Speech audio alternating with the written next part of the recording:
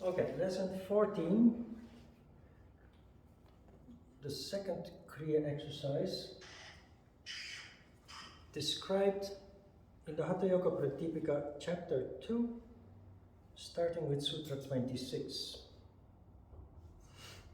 Then Vasti is described. Seated in water up to the navel in the Utkatasana, squatting, insert a small bamboo tube into the anus and contract the anus so as to draw water in.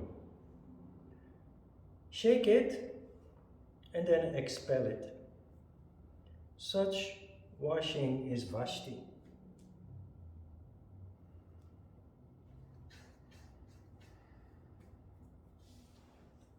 I wrote down 80, that is next week.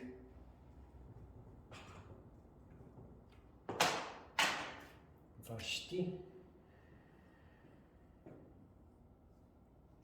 So, now that you understand the concept after we discussed Dhati, you probably have some idea about what this means behind the symbolism.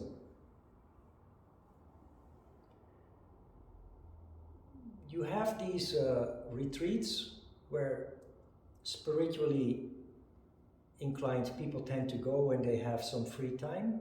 They go to Bali or Thailand or some place for a week or two into a retreat, and almost invariably part of daily routine in the retreats is to do a daily, they use an enema to clean the colon,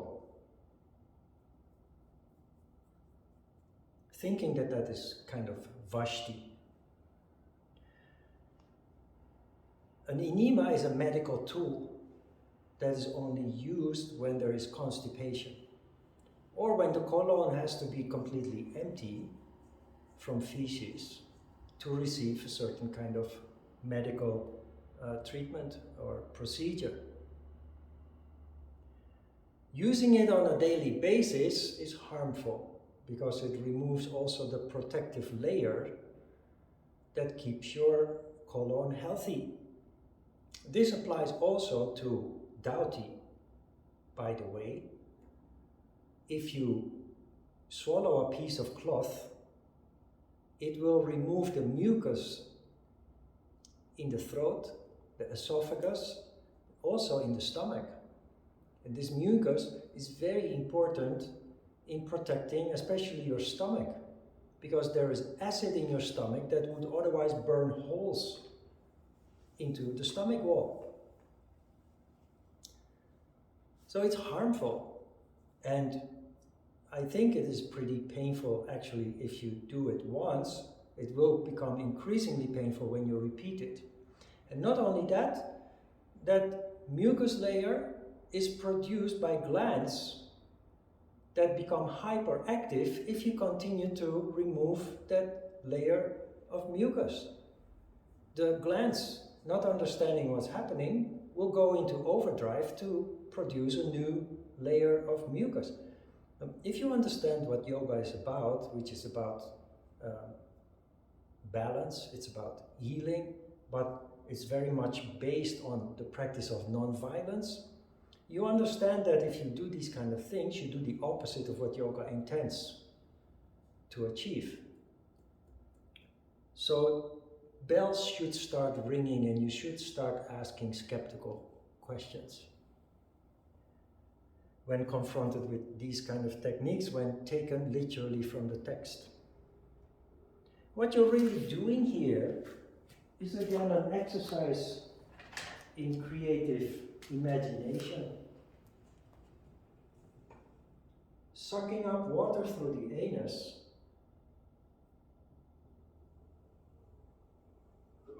is in fact taking in Shakti energy.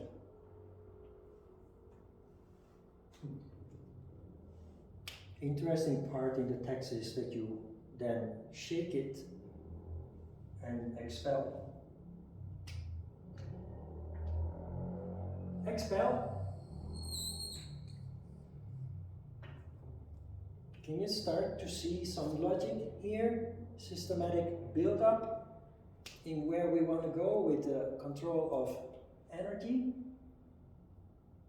So the exercise does not stand on its own. You start with Dauti. Visualize the tract from the center of the head going down, which is described as swallowing a piece of cloth, and then going up from the stomach to the center of the head. In Vasti, you imagine the tract from Muladhara Chakra, which is the entrance through which Shakti energy comes in. I didn't mention that when we discussed Muladhara Chakra, but it is in the handout. In the center of Muladhara Chakra is what is called Surya Bindu. Surya Bindu is the sun gate, which lets Shakti energy in. So, from Muladhara Chakra, from the bottom of your spine, you visualize the tract going up, and then you expel it. You visualize the tract going down again. It's a meditation exercise, not a cleansing exercise in the terms of physical cleansing as it is being widely misunderstood. So, child can do it. It's the first thing that comes up. It's something that Ajita said many times. Child can do it. The truth is, a child is much better at doing this kind of thing than an adult. Because as adults, we have become skeptical. Children have a very vivid sense of imagination, fantasy. You tell them to imagine something, they can very vividly do that without doubting or being skeptical. So try to have that kind of mindset, the mindset of an inquisitive child. Okay, start with Dauti. What you in fact do is Shiva in, Shakti out, and then Vasti, Shakti in, Shiva out. You can use the visualization of sucking up water and expelling the water. If you can go beyond that, you just follow that, visualize that tract from the anus going upward and then going down again without the pollution of the visualization. But in the beginning, it may be necessary to actually just use that concept. Swallowing a piece of cloth, pulling it out, sucking up water, and expelling it again. It's a pretty powerful tool to bring your attention to those regions of your body. Let me not forget Sutra 27, which will describe the effect of this. By the power of Vasti, Gulma and Kriya, which is enlargement of the glands and spleen, Udara, which is dropsy or other stomach diseases, and all diseases from an excess of wind, bile and phlegm are cured. This Jalavasti 28, when duly practiced, refines the bodily constitution, the sense organs, and the internal organ.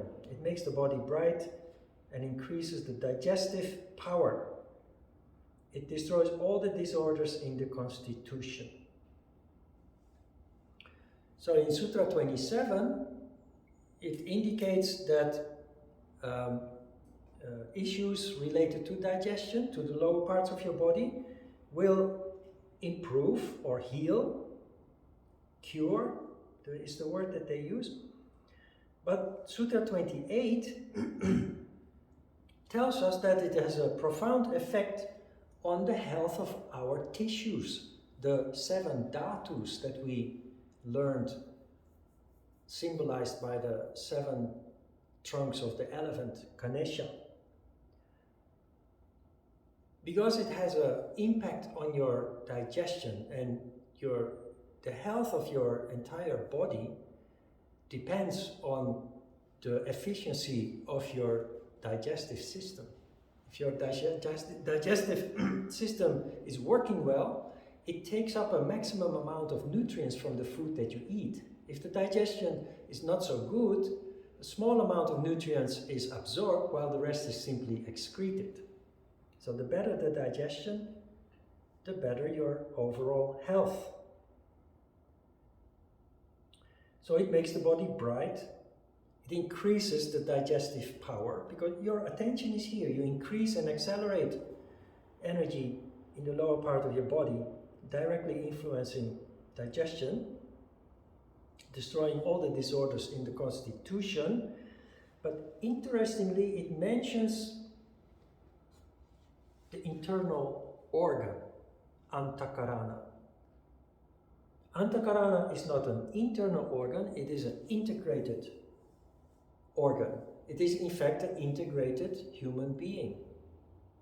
Antakarana means the body, the mind, and the soul working in harmony. We talked about that before, haven't we?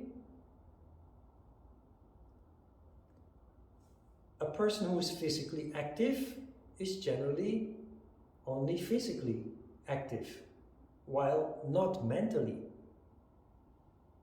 So there is no harmony between the physical and the mental body.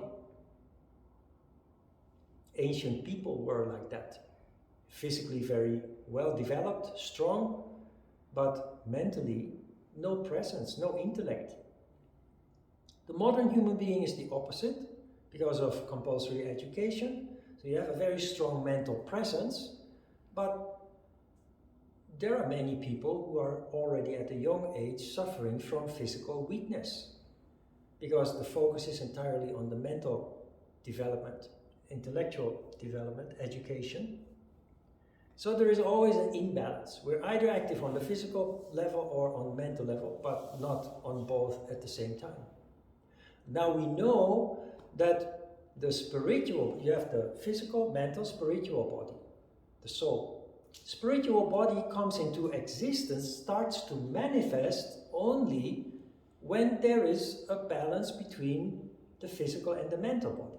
If there is harmony, if they are cooperating with one another at the same time in relative harmony, it opens the door for the spiritual body to manifest. Antakarana is the whole human being, the holistic human being who is manifesting on all three levels relatively harmoniously. So it has a very deep meaning. It's widely discussed in the advanced course, also how to stimulate the creation of Antakarana, which very shortly, because this is not the advanced course, very shortly it starts with following your feeling. You become more and more whole as a human being by following your feeling. Start clearly determining what you like and what you don't like. The things that you don't like are often